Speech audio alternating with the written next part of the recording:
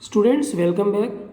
Today we are going to start lesson number 2, that is random variable and discrete probability distribution. So our today's first topic will be what is the meaning of random variable. That will be the first topic.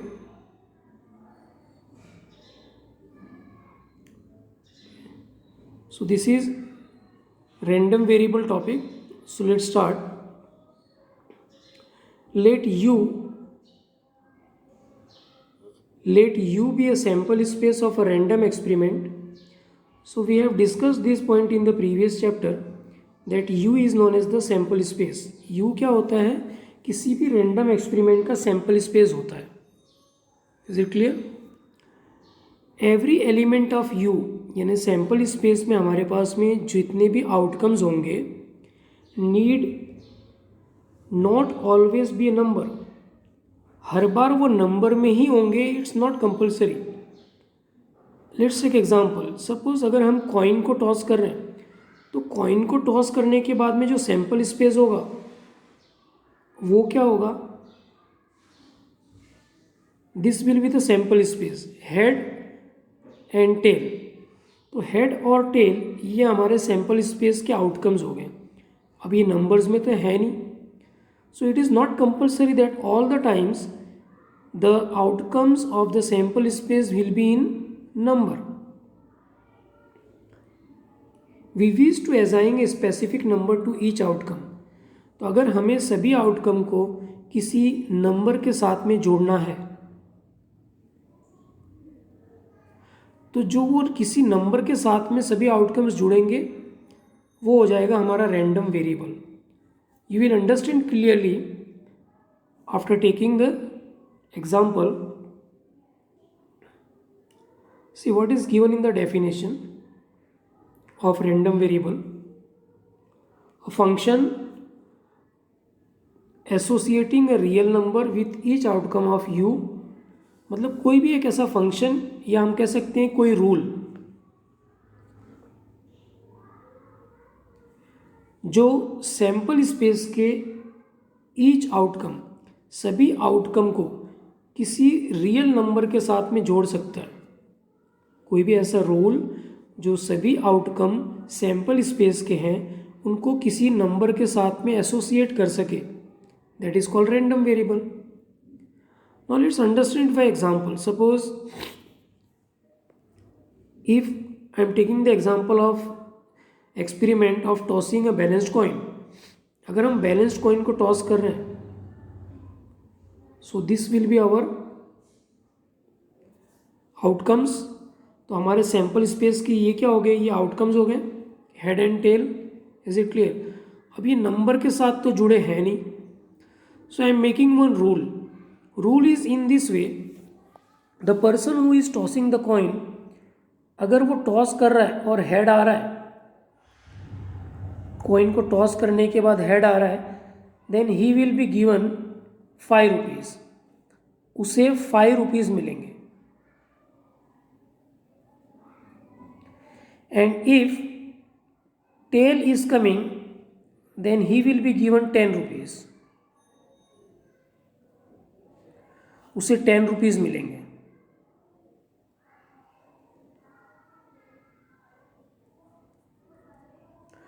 So let me repeat the rule. अगर coin को toss करने के बाद head आ रहा है then 5 rupees और अगर टेल आ रहा है then 10 rupees. So what I have done just understand. जितने भी आउटकम्स थे ये हमारे आउटकम्स थे हेड एंड टेल. इसे नंबर्स के साथ में जोड़ दिया. नंबर्स कौन से हो गए? 5 and 10. These are the numbers. So just understand ये अ फंक्शन मतलब कोई भी रूल. तो ये मैंने रूल यहाँ पे बना दिया था कि हेड आया तो 5 रुपये या टेल आया तो 10 रुपये. Associating a real number with each outcome of you. ये यू के आउटकम्स थे. इनको ये नंबर्स है जिनके साथ में इसको एसोसिएट कर दिया गया. Is called a random variable. तो ये रैंडम वेरिएबल हो गया जिसे डिनोट करेंगे एक्स से. So X is equal to 5 and 10. तो यहाँ पे जो रैंडम वेरिएबल है it is assuming two values, one is 5 and second is 10. Is it clear? That is random variable based on a sample space u is denoted by x. x क्या हो गया? Random variable. u mean sample space. Sample space के सभी outcomes एक real number के साथ में जुड़ रहे हैं. Is it clear? किसी नंबर के साथ में जुड़ रहे हैं. जैसे मैंने एग्जांपल दिया x is equal to 5 and 10. तो ये हमारे क्या हो गए थे?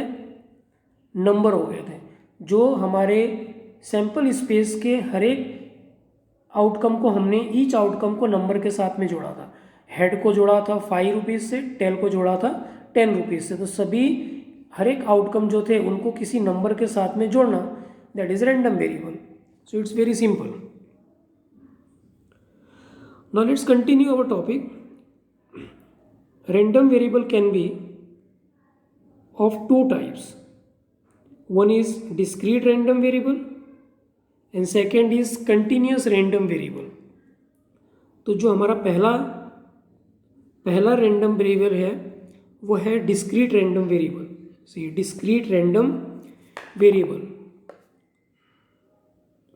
a variable x which can assume a finite or countable number of values. Finite, एक countable values in the set are of real numbers. मतलब एक फाइनाइट, एक एग्जैक्ट वैल्यू जो एज्यूम कर सकता है in the given interval of R is called a discrete random variable. So this you will understand if we will take one example. Suppose I am taking the example, for example one text book is there. अब text book is of 50 pages, 50 page की text book है. अब 50 pages में number of errors अगर पता करनी है, number of errors on each page, हर एक पेज पे नंबर ऑफ एरर्स. तो मैंने लिया फर्स्ट पेज पे for example 2 errors are there. Second page पे for example 3 errors are there.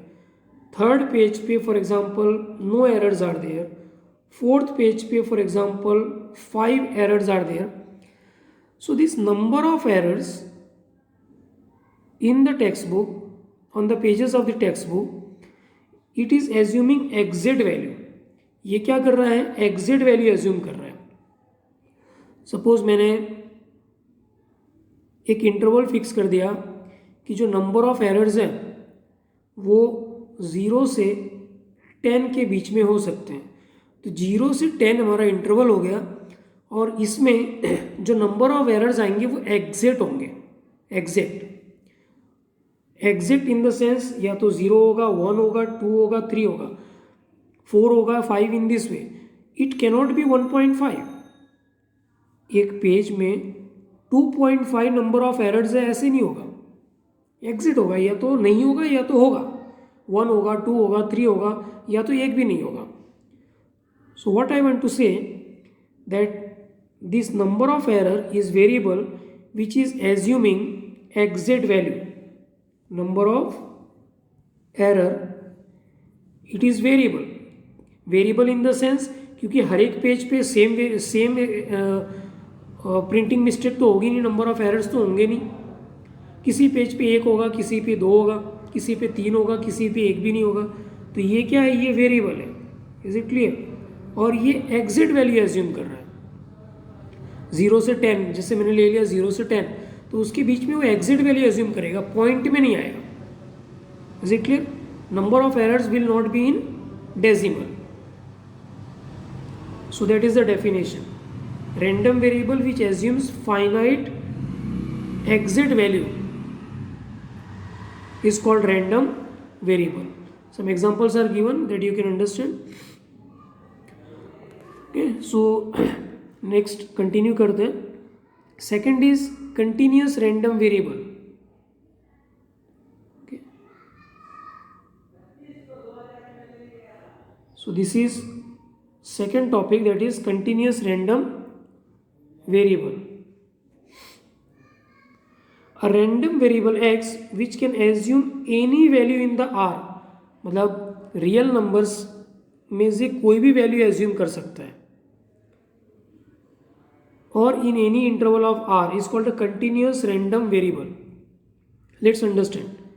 For example, weight of say 10 children. तो ये जो वेट है ये एग्जिट थोड़ी होगा, किसी का एग्जिट भी हो सकता है. फॉर एग्जाम्पल 40 kg, सेकेंड का for example 50 kg and 100 grams, 50 kg and 100 grams. Is it clear? Then 60 kg to 50 grams. So in this way you can understand weight is assuming exit as well as any other values. मतलब वो point में भी value assume कर सकता है. So it will be known as continuous variable. तो continuous variable क्या है? Exact value as well as decimal, ये पॉइंट में कोई भी वैल्यू एज्यूम कर सकता है. Exact value and decimal values, point में भी उसकी वैल्यू आ सकती है. So it will be known as continuous random variable. Now let's continue.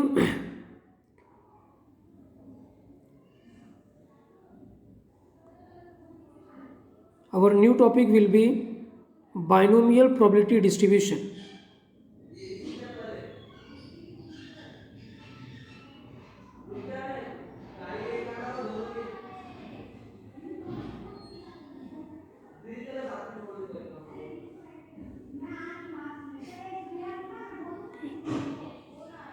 So this is our new topic, binomial probability distribution.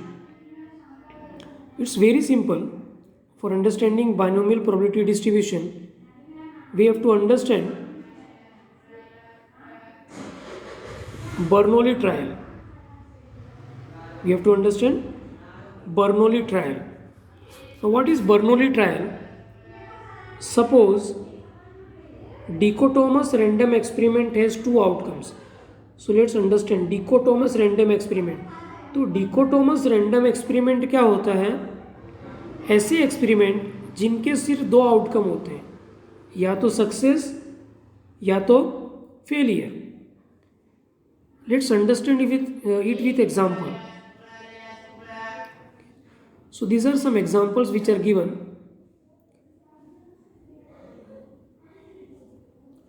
ये हमारा एक्सपेरिमेंट हो गया.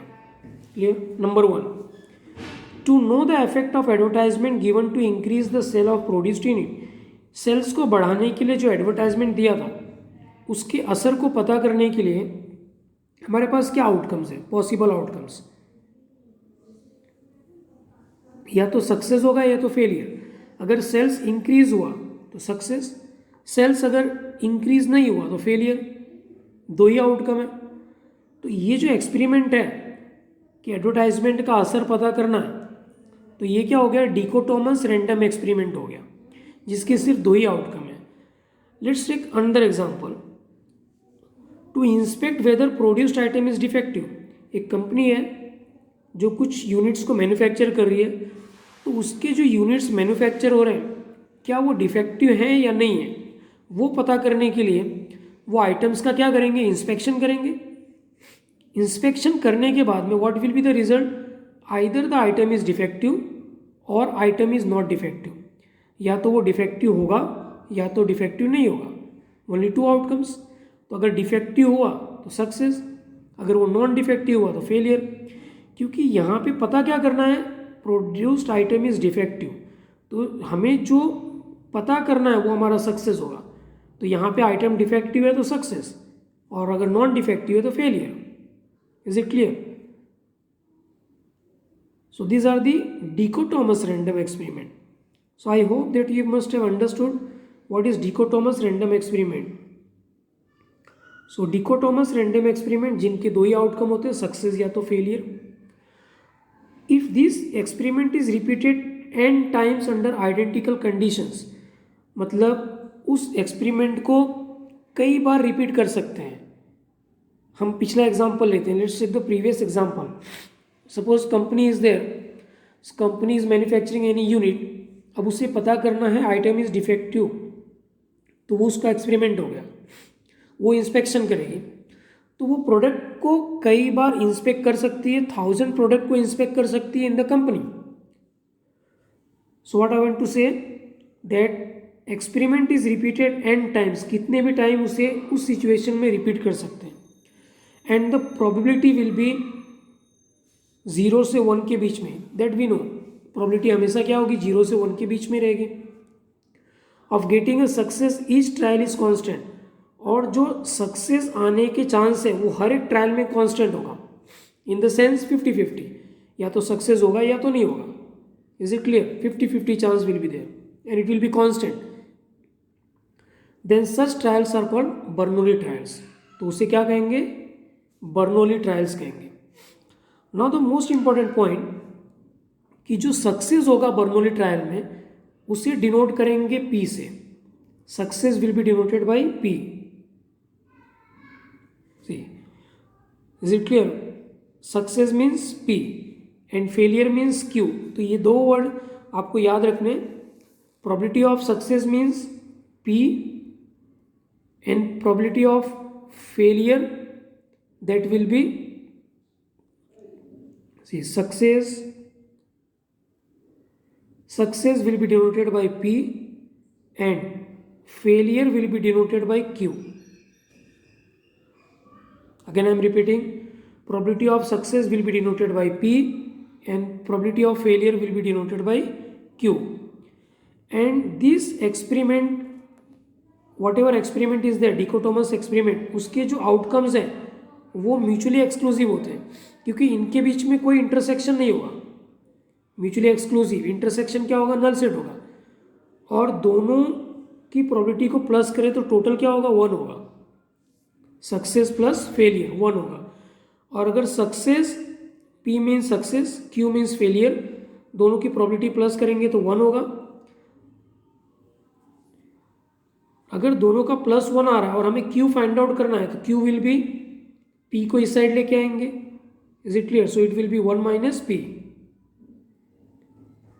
So you have to remember this also, P plus Q, दोनों probability of success plus probability of failure, total क्या होगा, 1 होगा, and Q will be 1 minus P, and we can find out P also।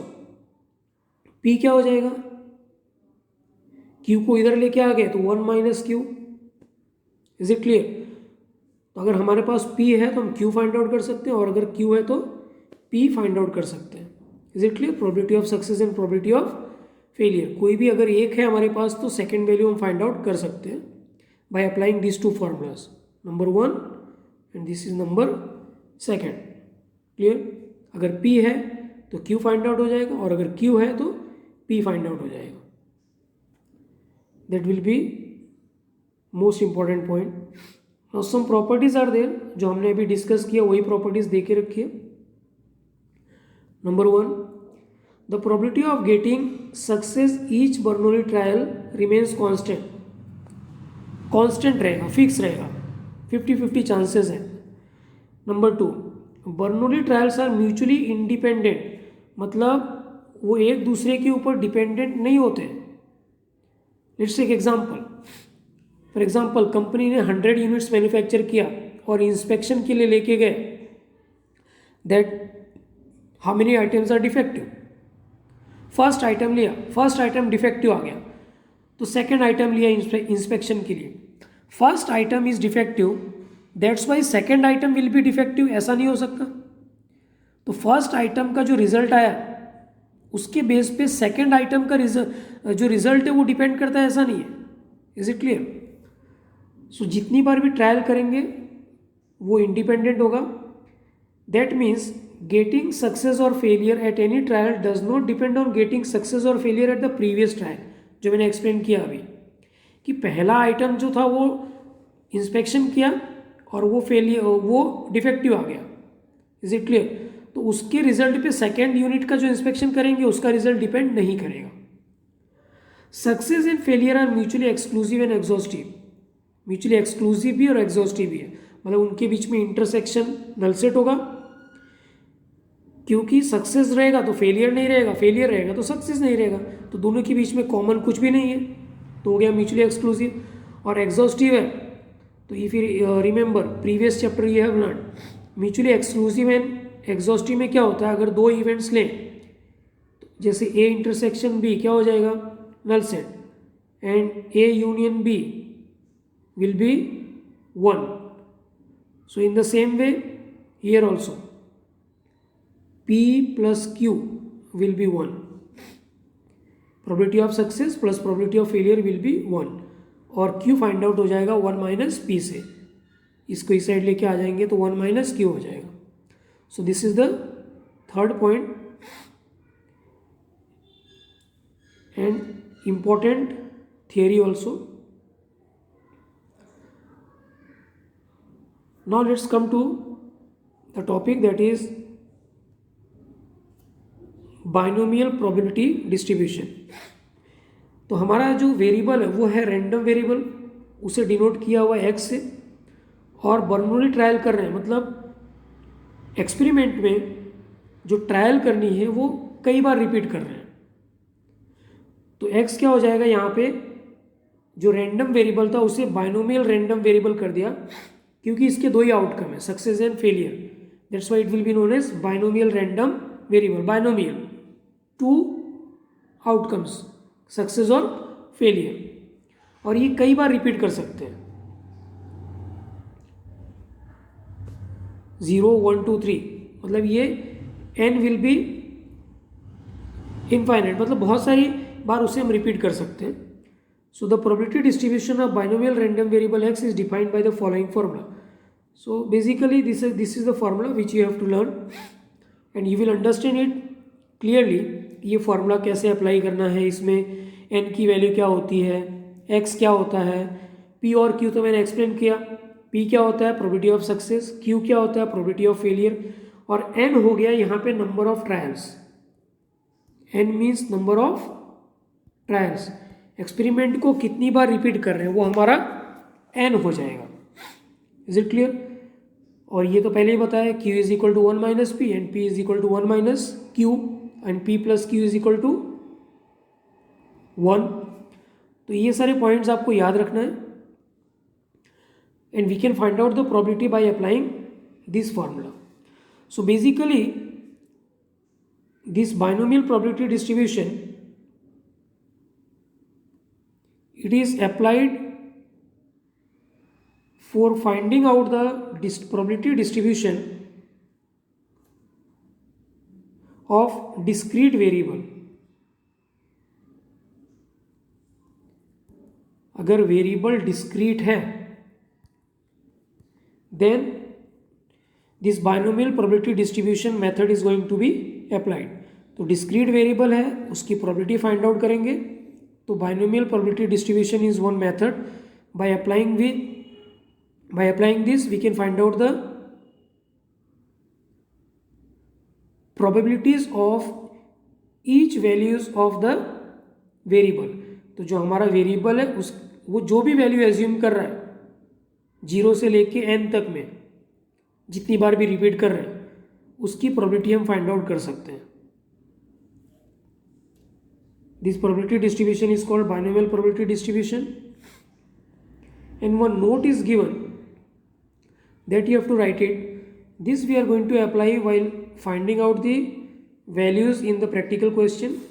If expected frequency of number of success, अगर question में हमें पूछा है what will be the expected frequency of number of success, तो जो number of success है उसकी expected frequency अगर फाइंड आउट करने को बोला है, then we are going to apply this formula, capital N into P of X.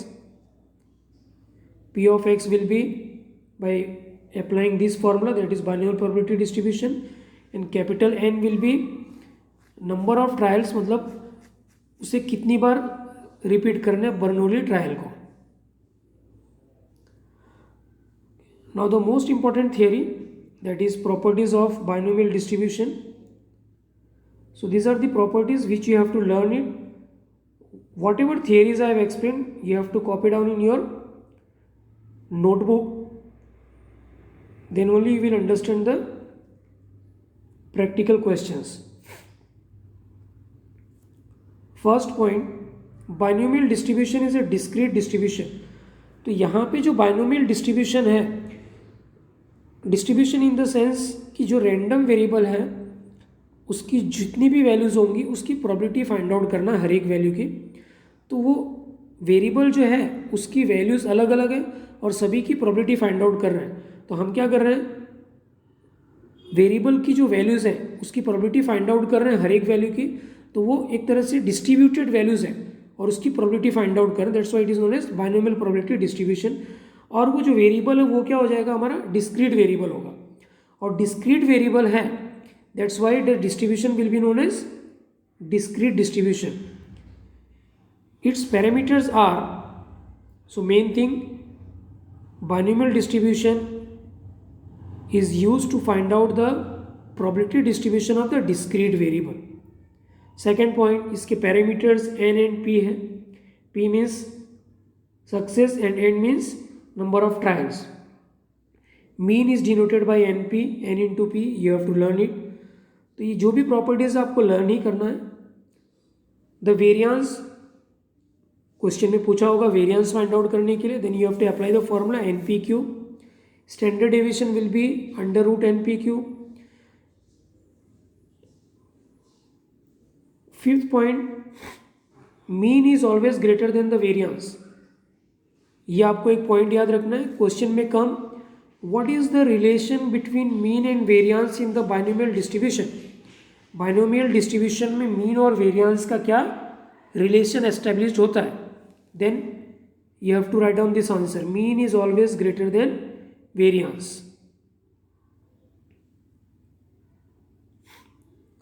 Six point, p is less than half, then distribution will be positive skewness. Distribution में क्या होगा, positive skewness होगा। p अगर half है then there will be no skewness, symmetrical distribution. And if it is more than half then the skewness is negative. Is it clear? So this are the points which you have to learn. और ये properties अगर learn होगी तभी sums में हमें जो find out करना है वो हमें समझ में आएगा। For example, if it is asked that find out variance और आपको वेरियंस का फॉर्मूला ही नहीं पता है, then you will not be able to find out. Clear? So variance means NPQ. So whatever theories I have explained, you have to write down in your notebook and you have to learn it. And next time we are going to solve practical questions. Thank you.